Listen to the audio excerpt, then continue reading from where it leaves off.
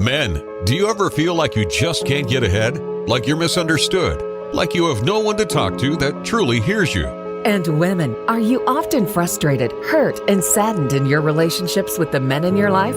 What if there were a community of like-minded men going through the same challenges that would support, hear, and understand what you're going through? Working together in unison to create understanding, intimacy, and strong connections. That's the way of the Illuminated Warrior.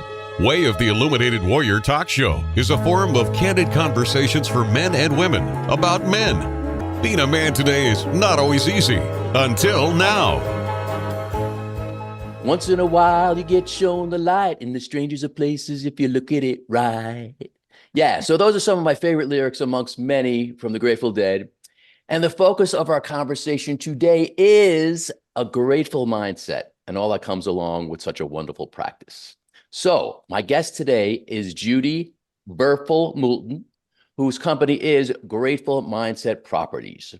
Judi is a Verveful Compassionate Healer, a consumer advocate, a realtor, a broker, a community leader, a volunteer, and just a really cool woman. Welcome to the show, Judi. Thank you, Waska. I appreciate you having me on the show. And I'm Well, grateful to be here. Yes, as my dad would say, I appreciate you being had. So, you know. Aww, I love it. Yeah, so we'll start off with the Verveful because I've never asked you before. My experience of you is you are very full of verve. So I would love for you to share with the audience, like, where does that come from? So I'm trying to remember exactly, but I remember trying to think of a unique name that would kind of stand out that really represented who I am, what I do, and verve is definitely something that, a descriptor used to describe me. And I thought, well, it's really verveful. It's like it's a process. It's always in action. It's something I'm living, I'm enjoying, and I love doing. Cool. Well, you are definitely verveful and you are full of action and energy. So yeah, we'll talk more about that later. So Grateful Mindset Properties. So is that a question? Well, I think you intuited the question. So yes. Yes. Grateful Mindset Properties. So I'm a broker in charge. I own a firm, started it in 2020 called Grateful Mindset Properties. I also do a realty radio show called Grateful Mindset. I'm the host of, and I always try to bring on guests and support local businesses and people who, have something to share that others in the community may not even know that they provide. And so my attitude in work and life is to bring about a grateful mindset in, everything that I do. I start my day that way. I practice gratitude after my meditation and whatever comes out of meditation that stays there, that is something I want to share with the world.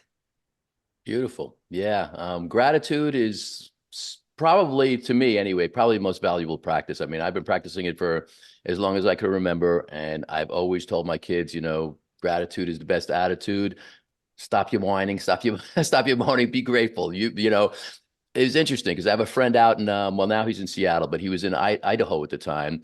And I went out there for his wedding. And this dude is a real legit mountain man. I mean, that's the way he grew up. I could share stories that would, pretty wild stuff. So when I was out there, I mean, he's got a working farm, goats, sheep, steer, and he worked my butt off, man. I mean, I never realized how heavy a bale of hay was. Anyway, I told my kids, I'm like, you want to know gratitude and what people do for like life and living? I'll send you out to see Barry, and yeah. You'll be grateful for your life here, kids, so for sure. So they shared that gratitude attitude. Yeah. So other things that revolve around the gratitude aspect of your life. So you're also an advocate, a consumer advocate. Yes. So yes, sorry. I know when you did the intro, you had sort of this litany of, pretty much like a list of things that I do. And yes, it's long. But and sometimes it's like, oh my God, it's exhausting because there's a lot. But at the same time, it helps balance me in terms of who I am, what I like to do, what brings me joy, being of service to others and advocating for them. One of the reasons why I became a realtor is I retired from behavioral health. I was a trauma specialist and had my own firm, training therapists across the globe. I still supervise and I coach. Um, and I've recently started teaching workshops and classes on somatic art, where I combine sort of everything I did as a behavioral health practitioner, as a clinician. I've now brought that to the mainstream. And so one of the places that I volunteer and I'm on the board of is a local art league here in Hendersonville. It's the Hendersonville Art League.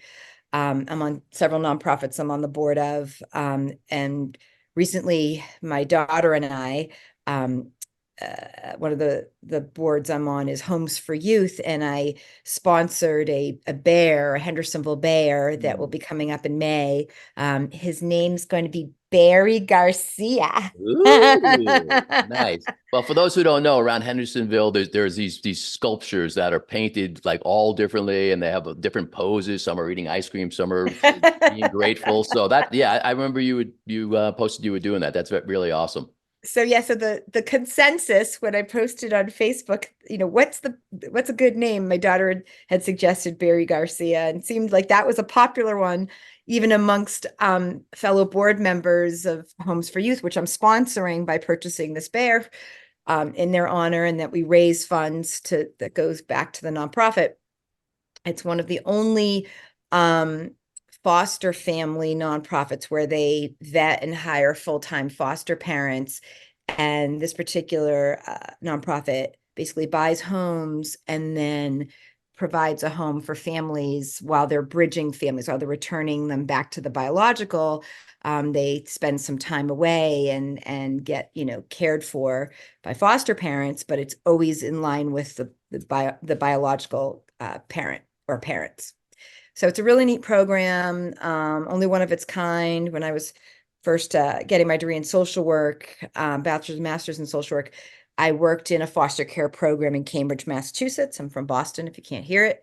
And I remember like all the foster parents, they were, part-time parents. It was not a great situation. So 30 plus years later, as a clinician, to be involved with such a wonderful nonprofit is just fantastic to see the sort of the love of the community supporting families in need. So yeah, well, kudos to you. I mean, I love that you're doing that. You're setting such a great example for your daughter and for anyone who obviously who's in your space. So the the art, therapy and the somatic work with that is it's so important.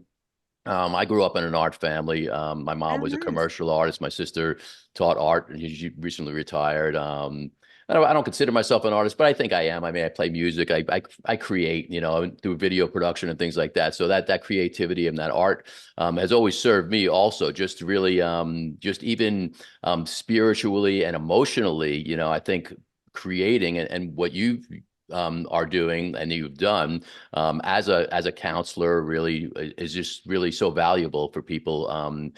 There's just so many stories that I've heard of people, young and old, that have done art therapy that's really helped them through the trauma, which is something else that you mentioned. And I mentioned to you this recently, the work of Gabor Mate, Dr. Gabor Mate. I don't know if you got a chance to check him out. He did that movie where he's part of the movie, The Wisdom of Trauma. And he was talking about like we really are a nation, or really even a world of traumatic individuals walking around, that we carry this trauma with us, and it's part of our everyday life. We don't even realize it. Our amygdala is firing, and we got the cortisol running through our bodies, and we're in fight, flight, or freeze like all the time, and we don't necessarily tap into that grounding and whether it's meditation, yoga, just breathing even, and so that somatic art therapy is such a wonderful thing you're doing, and definitely helps with the trauma. So that's really awesome. thank you. Thank you. Yeah. And the other Appreciate thing that you were saying, which I know you volunteer and everything you're saying already, is the service work. And that's something also I think is just a wonderful thing that you're emulating, and you're walking your talk, showing your daughter. Same that I did with my boys, my kids, just even back on Thanksgiving, we're not sitting at home. We're going out to the soup kitchen, and we're going to serve, and bring, and, be in service to other people, and they loved it, you know, and they got so much out of it. And I think anybody and everybody could do some type of service work, even if it's just holding space for somebody or just, you know, listening to somebody, whatever it is. Because I think it's really holistic that everybody gets something out of it, but it helps us to grow in ways that we might not even recognize are there. So, you know, what do you think about that? What do I think about that? Yeah, I mean, I know that from a humanistic perspective, also I was raised in a mixed religious family. Half my father was Jewish, and my daughter had her bat mitzvah. And you may or may not be familiar with this, Waska. I'm guessing you might be. That, you know, we're taught from a young age, you know, to be in an act of service. That's sort of a part of why we are here, our purpose on this earth. And, you know, I think that that's a really important lesson growing. It was a really important lesson for me growing up. I think it was really important for my daughter.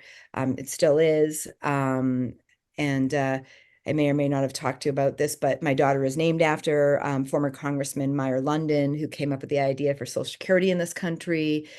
The 5-day work week, the 8-hour work day. You know, he very much helped impoverished Jews that came over, you know, on Ellis Island, big part of the labor union movement, and was the largest funeral to date in New York City that was ever attended. He wrote amazing speeches and all about service. And, you know, there's a line that he talks about just sort of how humanity, the only way that we will survive and thrive is truly through acts of service.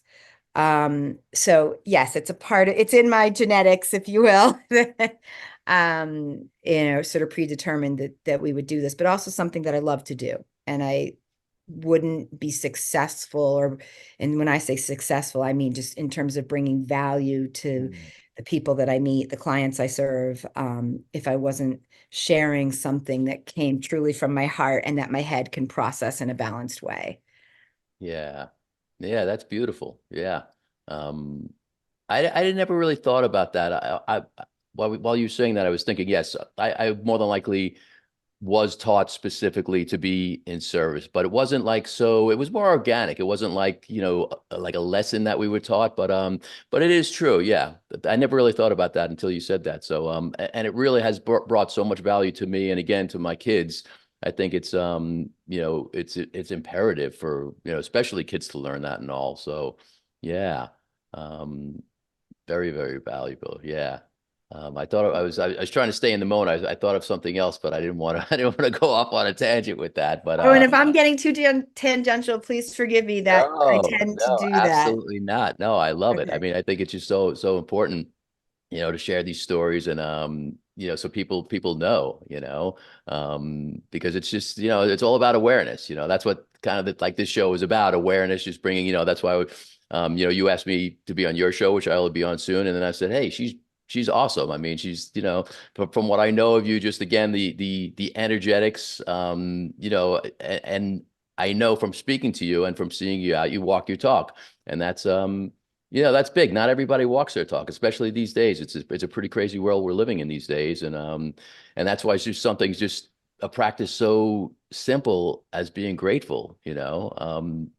There's just such value in that. There really is, you know. So, I mean, I pretty much have a routine. I mean, yes, I fall off it some days, but you know, when I wake up, it's like, you know, it sounds cliche, but I just feel so grateful. You know, I'm alive. Yeah, okay, I'm getting older. I'm having a couple little more aches and pains here and there, but it's like I'm grateful. I'm grateful to live where we live. I mean, I look out, see the mountains and the fresh air and the great community that we have here, the music, the, you know, the mountains, the waters, and I'm grateful. You know. And it really, I think even energetically, I think I'm healthier. I believe I'm healthier because of that attitude. Well, there's a theory that, you know, what we focus on expands, and that's part of sort of why meditation and mindfulness are sort of, you know, they're part of sort of energetic healing, if you will, you know, studies that have been done with dogs and horses in particular. and a person thinking of their dog, and then all of a sudden a dog will ring a bell or be looking for its owner, horse thousands of miles away, believe that the energy field is infinite because of things like that. And so yes, if something is top of mind, if gratitude is top of mind, if this morning I'm talking, my focus is on balance, equanimity. This morning my dog, my cat, two of my dogs and cats are on me. So I'm grateful for comfort, warmth, my furry friends. It Yeah. could be as simple as that, right? Because that's what Yeah. was real in the moment. The kindness that they want to just be with me and things of that nature. So it could be as simple as that, or somebody might be thinking more of a worldview, right? Whatever it Yeah. is, but that focus, carries over into the day, I think is an imperative, if you will, because we need more of it. Absolutely. Well, the world would change overnight when, I'll say not if, but when that happens. Yeah. We'll be right back after this. Hey guys, this is Waska. Listen, if you're hearing my voice, there are no coincidences.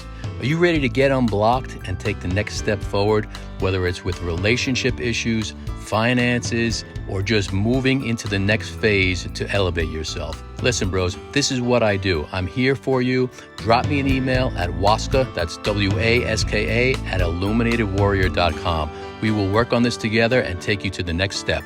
I promise you'll be glad you did.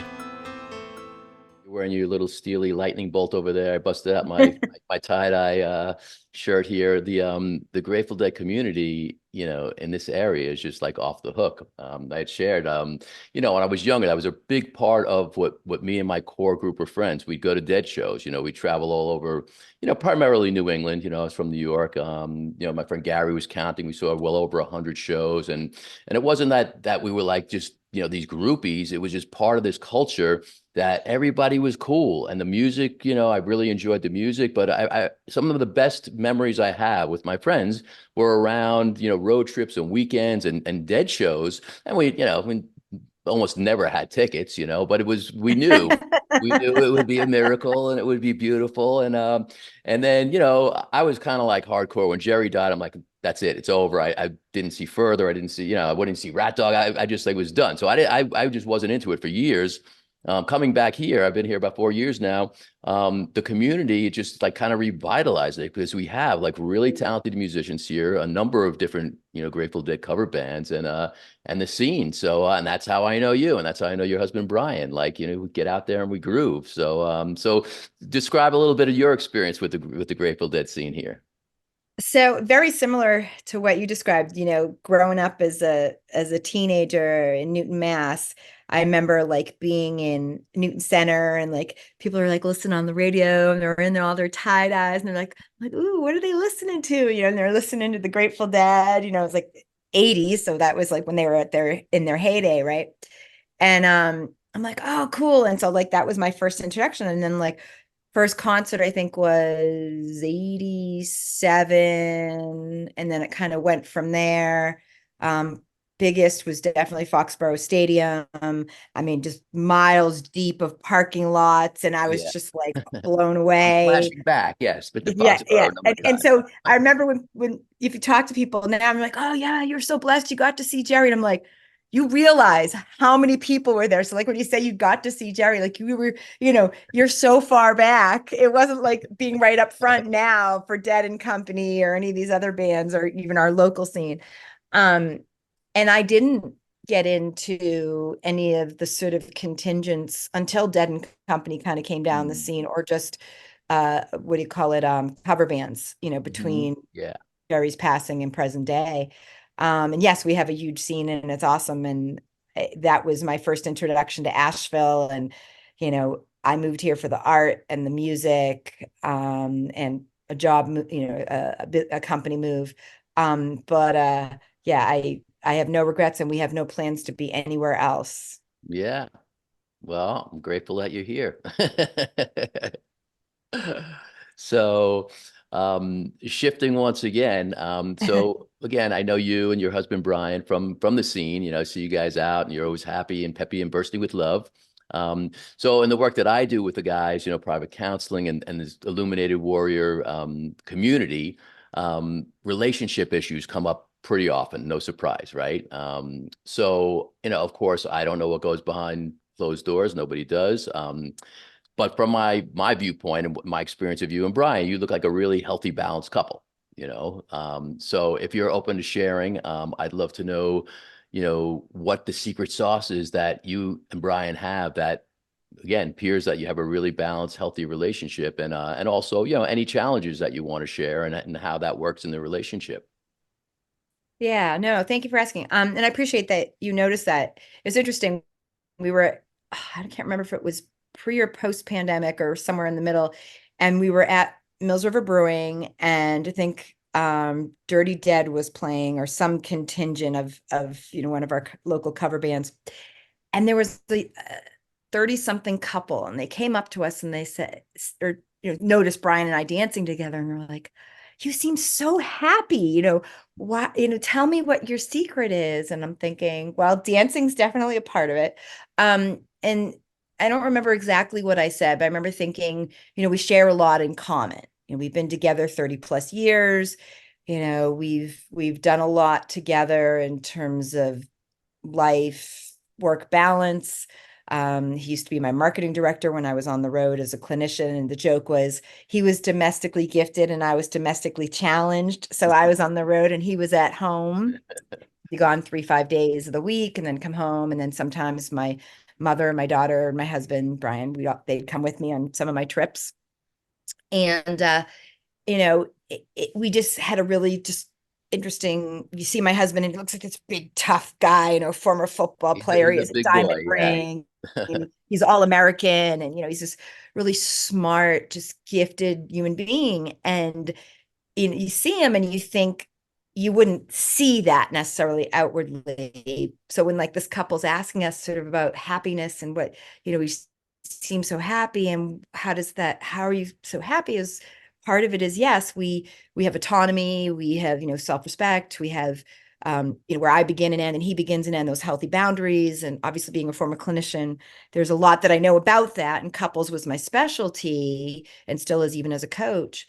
But so yes, I have that aspect. But 30 years ago, when we first met and we were trying to work things out, and when we'd have moments of communication, sort of bumps in the road, I started this thing called Talk Tuesday. And it blossomed into a 2-day thing where it was Talk Tuesday, and now we always come up with a new name for Wednesday. Tuesday Brian talks, Wednesday is mine. So we'll have different names like We Got This, or where are we at, or whatever with that rhymes, has a W in it. And but truly, if I were to say what is that secret sauce, if I would want to, any of the listeners out there, what I'd want to share is, one is about holding space, and two is the simpler the task, the greater the success. Going back to gratitude, going back to anything that it may sound trite or simplistic, but it on the outset, it looks like a simple task, but it is such a powerful thing, right? Gratitude. So when Brian and I hold space for one another, he might be Tuesday, I might be Wednesday. Literally 10-minute timer. It's a time where there's no like, you and I were having this conversation, and part of this is, right, shaking our heads and acknowledging that feedback loop. But when you're holding space in a relationship, the simple component is just literally physically being there. Mm-hmm. No physical movement, no verbal feedback, no somatic feedback.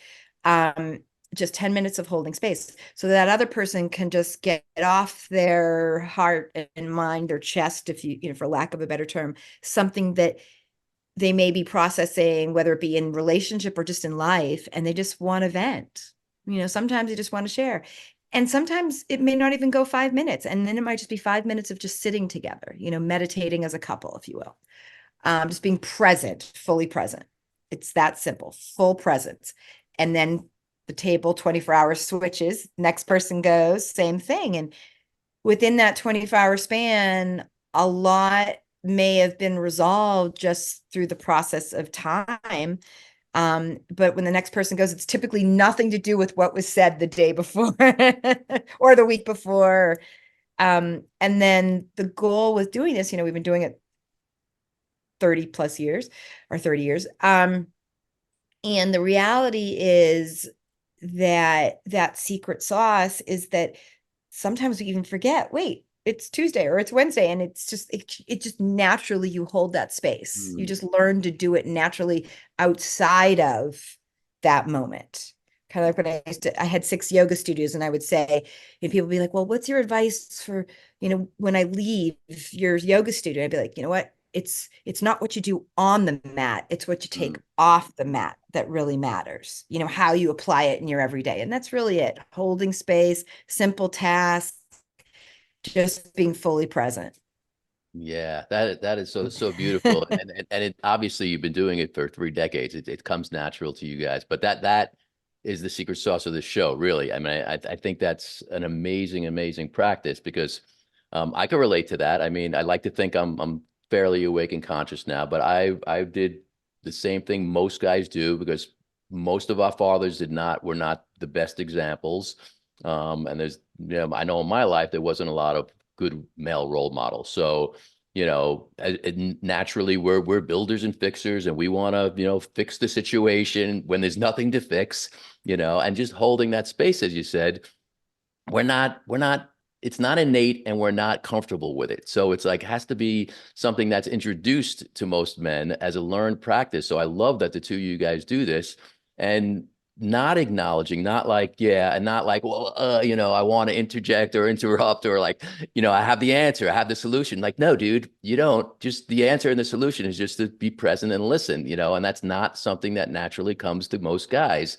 So I love that you guys are doing that. And really, like, anytime, if you think about, if you're angry or whatever the emotion is, 24 hours later, you're not in the same headspace. You're not in the same somatic space. You're not, thinking what you would necessarily thinking. You've given yourself time to actually like process it and be like, hey, you know what? The most important thing is, like, I love this person.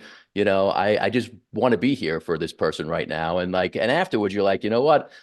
I didn't have to say any of that stuff that might have been going through my head. I love her, and I'm glad that, I was there for her, So I think it's a really incredible practice that you guys are doing, and that you shared that, and hopefully everybody has that as a big takeaway. So kudos to you guys. Yes. Beautiful. Thank you. I Yeah. appreciate Yeah. That is a very grateful practice. Yeah. that. So, well, it's interesting because, again, doing work with guys, a lot of times, I'm not going to share anything, of course, but I hear these stories, and, even when I was married, people couldn't believe that we were getting divorced. We never fought. It's like, it looked one way on the outside, but unless you're doing the work, and I think everybody needs to do the work, and again, the things we're talking about, is as small as it seems, just being grateful for each other, for the space, for your kids, for food, for your house. I mean, it sounds cliche, but these things really do change us energetically, and even neural pathways are formed and strengthened through that practice. So I think it's really such an important practice. So thank you for sharing that wisdom, Judi Verveful Moolten. Thank you for listening, Waska. I Yes. appreciate So it. before we wrap up, because we've definitely shared some beautiful content here, what would you like to leave? What pearls of wisdom, if any, or what grateful mindset, or whatever you want, anything left unsaid that you'd like to leave with the audience today? Not that you haven't already shared some amazing information, because you certainly have, and I'm very grateful for that. Thank you. Thank you. I don't know. So I'm trying to think, we covered a lot. So, I mean, I guess, talking about who I am, I do, and what brings me joy. So yes, I'm a realtor, and that has a grateful mindset, and I run a firm that, that is based on that premise. And then I talked about the somatic art classes and workshops that I do.